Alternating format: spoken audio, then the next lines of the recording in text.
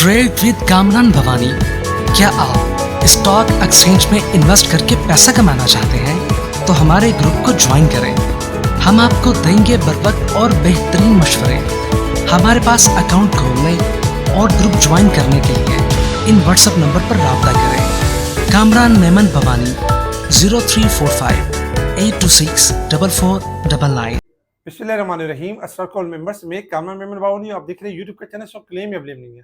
आज के इस वीडियो में हम बात करेंगे क्या मार्केट ठीक हो गई, एसीसीपी इन एक्शन, एक अहम मोड़ के करीब, इसके ऊपर हम बात करेंगे। वीडियो स्टार्ट करने से पहले एक अच्छी बात, हजरत मौला अली रज़ी अल्लाह ताला अन्हु फरमाते हैं कि सब्र दो तरह के हैं, एक वो जिस पर तुम्हें तकलीफ हो और दूसरा वो जिसकी तुम ख्वाहिश रखते हो। तो अल्लाह ताला हम सबको सब्र करने की तौफीक अता फरमाए और हमें कामयाबी और कामरानी से हमकरार करे, हमारी रोजी में बरकत अता करे, आमीन। वीडियो को स्टार्ट करते हैं मार्केट के हवाले से। मार्केट के हवाले से कल बिल्कुल खतरा था, तो खतरा यही था कि एक आखिरी वार जो है वो किया जाएगा। एक आखिरी वार इस सूरत में किया जाएगा कि जो अगर लो लेवल कल भी बताया गया था, कल अगर 1,63,900 का लेवल टूट जाता है, मार्केट अपना लो ब्रेक करती है, तो मार्केट के पास जगह है कि मार्केट यानी कि डाउन जा सकती है। मार्केट 1,60,000 या 1,58,000 भी दिखा सकती है अगर मार्केट लो लेवल ब्रेक करती है।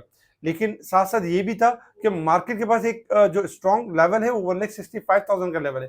मार्केट इसको अगर बहाल कर लेती है तो मार्केट के अंदर जो बाउंस बैक होगा वो बहुत शार्प तरीके से होगा। तो आज यही था कि एक आखिरी वार यानी कि किया गया और मार्केट में स्टार्टिंग में 1600-1700 पॉइंट नेगेटिव तक गई, लेकिन चूंकि ये आखिरी वार था और इसमें मार्केट काफी डिस्काउंटेड हो चुकी थी, उसके बाद फिर हमने देखा कि मार्केट ज्यादा डिक्लाइन नहीं हुई और मार्केट ने यानी कि लेवल भी बहाल किया। व्हाट्सएप ग्रुप पर हमारे फ्री चैनल के ऊपर बहुत सारे यानी कि इन्वेस्टर्स कनेक्ट थे, तो उनको हम व्यू भी दे रहे थे कि मार्केट बाउंस बैक कर रही है, मार्केट में घबराने वाली बात नहीं है, पोजीशन होल्ड रखें, पैनिक होकर नीचे ना सेल करें, क्योंकि आज आखिरी दिन है, आज आखिरी वार है और मार्केट इंशाल्लाह रिबाउंड कर जाएगी। अल्हम्दुलिल्लाह वैसा ही हुआ कि मार्केट ने ना सिर्फ 1,65,000 का लेवल बहाल किया और मार्केट ने जबरदस्त क्लोजिंग दी, 1,68,893 के करीब पॉजिटिव क्लोजिंग दी और तकरीबन 4,266 पॉइंट का इजाफा रहा। वॉल्यूम्स में इजाफा रहा, 687 मिलियन के वॉल्यूम्स रहे, जो कि यानी कल से ज्यादा थे। कल 613 मिलियन के वॉल्यूम्स थे, वॉल्यूम में इजाफा रहा। Top volume leader, top gainers, decliner आपके सामने सेक्टर वाइज पोजीशन में अगर आप देखेंगे तो तमाम ही सेक्टर्स यानी पॉजिटिव ट्रेंड के ऊपर रहे, जिसमें fertiliser, commercial bank, investment bank, cement sector सारे ही बेहतरीन रहे और सारों ने ही तकरीबन बेहतरीन रिकवरी की। कल के फिपिलिपी डेटा में अगर आप देखो तो कल फिपिलिपी डेटा में फॉरेन कॉर्पोरेट सेलिंग की साइड पर थे, ओवरसीज पाकिस्तानी बाइंग साइड पर थे और ज्यादातर अगर हम सेलिंग साइड पर देखें तो इंडिविजुअल्स, फंड, म्यूचुअल फंड्स और तकरीबन ब्रोकर्स, इंश्योरेंस, इन्होंने कल मार्केट को थोड़ा खराब किया हुआ था, इन्होंने मार्केट के अंदर इनकी सेलिंग थी। जबकि अगर आप इदारे देखें तो कंपनीज बाइंग कर रही थी, बैंक्स मुसलसल बाइंग साइड पर था और अदर्स बाइंग साइड पर थे, जिनकी वजह से मार्केट आपकी बेहतर रही। तो ओवरऑल अगर हम देखें तो मार्केट ने आज बहुत अच्छा कमबैक किया और क्या मार्केट ठीक हो गई है, तो इसके ऊपर भी हम वीलॉग के अंदर बात करेंगे, टेक्निकल लेवल्स के ऊपर। अगर हम देखें कि वजह क्या बनी कि ये मार्केट में इतनी जबरदस्त गिरावट हो गई और जो मार्केट एक टाइम में आसमान की बुलंदियों को छू रही थी और अचानक जो है इसके अंदर इतना जो है वो प्रेशर जनरेट हो गया, खराब हो गई सूरत, डिजास्टर की तरफ चली गई।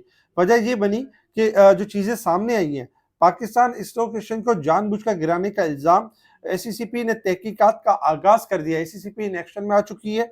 पाकिस्तान स्टॉक मार्केट को जानबूझकर गिराने का इल्जाम था और जो कई ब्रोकर्स ने गैर कानूनी शॉर्ट सेलिंग के जरिए यानी कि गैर कानूनी शॉर्ट सेलिंग की, मार्केट को कई ब्रोकर्स ने कार्टेल बनाकर डंप किया। ब्रोकर्स T+1 कानून के लागू होने पर खुश नहीं थे। ये वजह थी क्योंकि बेसिकली मसला ये था कि जो लाहौर एसीसीपी ने मार्केट को जानबूझकर गिराने पर तहकीकात का आगाज शुरू कर दिया और कमीशन ने ये बताया कि गैर कानूनी शॉर्ट सेलिंग की गई थी। ब्रोकर्स को ये प्रॉब्लम थी कि उनका जो इंटरेस्ट था, जो बदले के ऊपर जो सूद का पैसा कमाते थे 2 दिन का, अब वो 1 दिन का हो गया था। तो ये बात इनको खटक रही थी, ये बात इनको परेशान कर रही थी। ऐसी T+1 का कानून लागू होना था, उनको पता था और इसको खराब करने के लिए ये सारे मामला किए गए। पाकिस्तान स्टॉक एक्सचेंज ब्रोकर्स और एसीसीपी के दरमियान तनाजा चल रहा था। पहले T+2 में ब्रोकर सालाना सूद की मद में करोड़ रुपए कमाते थे, अब नए T+1 की सूद का सिलसिला खत्म कर दिया गया और ओवरऑल अगर हम देखें नया कानून लागू होते ही मार्केट को 20,000 पॉइंट तक यानी कि 28,000 पॉइंट तक गिराया गया। और इस इश्यू में कौन-कौन से ब्रोकर यानी कि मुलविस है, जायज़ा ले रही है एससीसीपी, और कानून से हटकर किसी को कार्टेल की इजाज़त नहीं देंगे, मॉनिटरिंग की जा रही है। तो अच्छा है, ज़बरदस्त है कि इनके खिलाफ सख्त कार्रवाई की जाए एससीसीपी की तरफ से, क्योंकि एससीसीपी के ऊपर तमाम छोटे-बड़े इन्वेस्टर्स एक भरोसा करते हैं और ये ऐसा इदारा है जो इनके खिलाफ कार्रवाई भी कर सकता है और इनसे इन काली भेड़ों से निमट भी सकता है। तो ये खबर थी जिसके ऊपर यानी कि तहकीकात शुरू हो गई है। अब चूँकि तहकीकात जैसे ही इंशाल्लाह आगे बढ़ेंगी तो और भी मामला सामने इंशाल्लाह आना शुरू होंगे। तो इसकी एक निशानदेही हो गई। ये वजह थी जिसकी वजह से मार्केट गिर रही थी।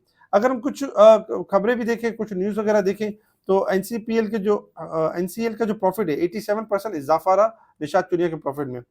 अच्छा, साथ ही अगर हम देखें तो दीवान सीमेंट के जो प्रॉफिट यानी कि लॉस डबल हो गए और लॉस में चला गया। ज़ेल का प्रॉफिट 3.x इज़ाफ़ा रहा, जबकि पीपीएल का जो एक यानी इश्यू चल रहा था, पीपीएल ने सेटल मल्टी ईयर्स इश्यू जो ईपीसीसी डिस्प्यूट विद पीडीआईएल और डीईएल, इनके साथ जो डिस्प्यूट चल रहा था वो मसला हल हो गया। सोने की कीमत में अगर हम देखें जियोपॉलिटिकल के खौफ की वजह से $5,200 तक पहुंच चुकी है और पाकिस्तान में भी इजाफा रहा। सरले के हवाले से अगर हम देखें तो सरले का मुनाफा 26.05 गुना ज़्यादा था, जो पिछले साल के मुकाबले में ज़्यादा था। टाटा सीमेंट के हवाले से अगर हम देखें तो टाटा सीमेंट ने मुस्तहकम बुनियाद रख दी और 13.30% इजाफा यानी कि इजाफे की रिपोर्ट शो की। निशात चुनिया पावर लिमिटेड को अगर हम देखें तो निशात चुनिया पावर का जो लॉस था 10 रुपये 16 पैसे था, उसको कवर किया 2 रुपये 45 पैसे से। 2 रुपये 45 पैसे ईपीएस पॉजिटिव रही। इसके साथ ही अगर हम देखें तो स्टाइलर्स के प्रॉफिट में 8% इजाफा, बैंक मकरामा प्रॉफिट की तरफ वापस आ गया। और ये रिजल्ट थे जिनके अनाउंसमेंट थे, जिसमें नेशनल फूड का अनाउंसमेंट था, 3 रुपये का कैश डिविडेंड दिया, और जबकि ईएफयूएल ने 10.5 रुपये का कैश डिविडेंड दिया। अपकमिंग और भी अनाउंसमेंट है जो कि कम रहेगा, ये भी अनाउंसमेंट इंशाल्लाह होंगे। तो बेसिकली अगर हम देखें तो मार्केट के अंदर यही था कि मार्केट के अंदर लाहौरियों ने जो एक कसाई नुमा जो एक मामला बनाया हुआ था, अब एसीसीपी ने इनके खिलाफ जो मामला बना दिया है वो बड़ा जबरदस्त बना दिया। तो इंशाल्लाह इनको इनके अंजाम तक पहुंचाया जाएगा। और फिर मार्केट को जो खराब कर रही है, हमारे मुल्क के साथ गद्दारी थी एक तरह से अगर देखा जाए तो। मुल्क के साथ ये नेगेटिविटी थी कि हमारा मुल्क इतनी तरक्की कर रहा है, हमारे इदारे इतनी मेहनत कर रहे हैं, हमारे जो स्टेट बैंक के गवर्नर हैं सारी मेहनत कर रहे हैं और उन मेहनत को खराब करने की कोशिश की जा रही है। तो अल्हम्दुलिल्लाह एसीसीपी एक्शन में आ गया और इंशाल्लाह इनके खिलाफ कार्रवाई होगी। इंटरनेशनल लेवल्स के ऊपर अगर हम देखें तो इंटरनेशनल लेवल्स के ऊपर भी इस वक्त क्रूड ऑयल $5,197 के पास गोल्ड ट्रेड कर रहा है। और गोल्ड इस वक्त अगर हम देखें तो तकरीबन $28 माइनस है।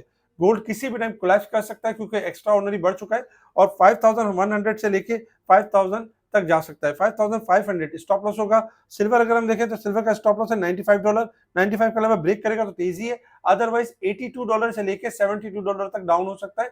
बड़ी करेक्शन आ सकती है क्योंकि आज जेनीवा में अमेरिका और ईरान के मामला तय होना बाकी है और अमेरिका का ज्यादातर इशारा यही है कि सिफारती ताल्लुकात बहाल हो और सिफारती जरिए से जराए से ही मामला हल होने चाहिए।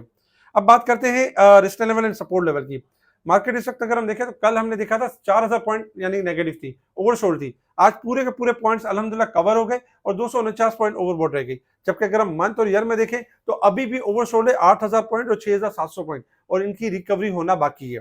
अब आ जाते हैं टेक्निकल चार्ट की तरफ कि मार्केट ने मूव किस तरीके से करना है और हमारी स्ट्रेटेजी क्या होगी। देखिए, अगर मार्केट के हवाले से अगर हम देखें तो क्या मार्केट ठीक हो गई है, क्या मार्केट के अंदर वापस से जो है वो सब कुछ यानी कि लगा देना चाहिए या मामला अब बेहतरी की तरफ जाएंगे। जी देखिए, आप देख रहे होंगे कि ट्रायंगल का लेवल, ट्रायंगल देख रहे होंगे, कल यही ट्रायंगल आपको बताया गया था कि मार्केट अगर इस ट्रायंगल को अचीव कर लेगी तो मार्केट इंशाल्लाह बहाल हो जाएगी और वही हुआ कि मार्केट ने ट्रायंगल अचीव कर लिया। मार्केट अगर हम देखें तो शॉर्ट टर्म के लिए बेहतर हो गई है, अभी लॉन्ग टर्म के लिए बेहतर नहीं हुई है। शॉर्ट टर्म में मार्केट ने आज क्लोजिंग बहुत अच्छी दी है, तो कल मार्केट 1,70,000 हर्डल होगा, पहला रेजिस्टेंस लेवल होगा और दूसरा रेजिस्टेंस लेवल होगा 1,73,000 से लेकर 74,000, ये रेजिस्टेंस लेवल होगा। तो मार्केट के पास मार्केट अभी शॉर्ट टर्म में बेहतर हुई है, ठीक हुई है, लॉन्ग टर्म के हिसाब से बेहतर नहीं हुई है क्योंकि अभी वीक की क्लोजिंग जो कल होना बाकी है और इसके बाद यानी कि मंथ की भी क्लोजिंग कल ही होगी। इसी तरीके से इस मंथ में अगर हम देखें तो अच्छे खासे पॉइंट मार्केट ने लूज किया इस मंथ में। अगर हम देखें तो तकरीबन इस वक्त जो मार्केट डाउन है इस मंथ के हिसाब से तकरीबन 16,800 पॉइंट यानी कि डाउन है। तो ये एक दिन में तो कवर होना पॉसिबल नहीं है। इसी तरीके से अगर हम कल जो वीक क्लोज होने की तरफ जा रहे हैं तो उसमें अगर हम पॉइंट्स देखें तो 4276 पॉइंट, 4276 पॉइंट, ये अभी भी माइनस में है। तो कल भी मार्केट के पास शॉर्ट रिकवरी जनरेट हो सकती है जिसमें 2000 पॉइंट या 4000 पॉइंट तक की हो सकती है, लेकिन उसमें ये होगा कि हायर साइड से थोड़ी वॉलेटाइल हो सकती है, थोड़ी प्रॉफिट टेकिंग का सामना हो सकता है। खैर स्टॉप लॉस के साथ काम करें और मार्केट आपको यानी कि शॉर्ट टर्म रिकवरी दे सकती है। जो आपने जो 2 दिनों में जो बाइंग की है, कोशिश ये करें कि 170 पे, 72 पे, 73 के करीब वहां थोड़ा सेल करें, भले चीजें वहां से बढ़ जाए, कोई मसला नहीं है। कैश होगा, दोबारा से वो चीजें ले सकेंगे क्लोजिंग आने के बाद और दोबारा से लेवल मिल जाएंगे। तो मार्केट का शॉर्ट टर्म मार्केट बेहतर हुई है, अभी लॉन्ग टर्म में बेहतर होना बाकी है और मार्केट का अगला जो टारगेट है वो 1,70,000 से लेके 1,72,000 और 74,000 है। अच्छा, इसी के तरीके से अगर हम देखें तो काफी सारे स्टॉक्स यानी कि resistance level and support level आपके सामने, जिसमें सपोर्ट लेवल होंगे 1,65,900, 1,62,900, रेजिस्टेंस लेवल में 1,71,100 और 1,74,400। अच्छा, 3 स्टॉक्स हैं जो बेहतर रिकवरी कर सकते हैं। अटक रिफाइनरी 800 से 825 जा सकता है, बीओपी 33 रुपए से लेके 36 रुपए तक जा सकता है और डीजी खान सीमेंट में अगर हम देखें तो 214 रुपए से 222 रुपए की रिकवरी कर सकता है, इनमें फास्टेस्ट रिकवरी हो सकती है। इसके अलावा समीर और अब्दुल रहमान ने जबरदस्त वीलॉग बनाए, उनको देखना ना भूलें और हमारे इस वीलॉग को लाइक करें, सब्सक्राइब करें, आगे फॉरवर्ड जरूर करें। बहुत सारे कमेंट से कल भी काफी हौसला अफजाई की गई थी और हौसला शिकनी नहीं की गई थी। लेवल जरूर बताए गए थे, लेकिन ये जरूर बताया गया था कि पैनिक नहीं होइएगा और लोड साइड पे सेल नहीं कीजिएगा। हमेशा इस तरह के हालात बन जाते हैं और बड़े बायर्स आ भी जाते हैं, तो वही हुआ कि हमने देखा कि रिकवरी का जोन बना। तो हमारे इस वीडियो को लाइक करें, सब्सक्राइब करें, आगे फॉलो जरूर करें। न्यूज़ जो आने वाले इस चैनल पर सब्सक्राइब करें और जो हमसे जुड़ना चाहते हैं वो व्हाट्सएप पर हम पे कांटेक्ट कर सकते हैं और हमसे रब्ता कर सकते हैं। ठीक है जी, शुक्रिया। कामरान मेमन भावनी, अल्लाह हाफ़िज़।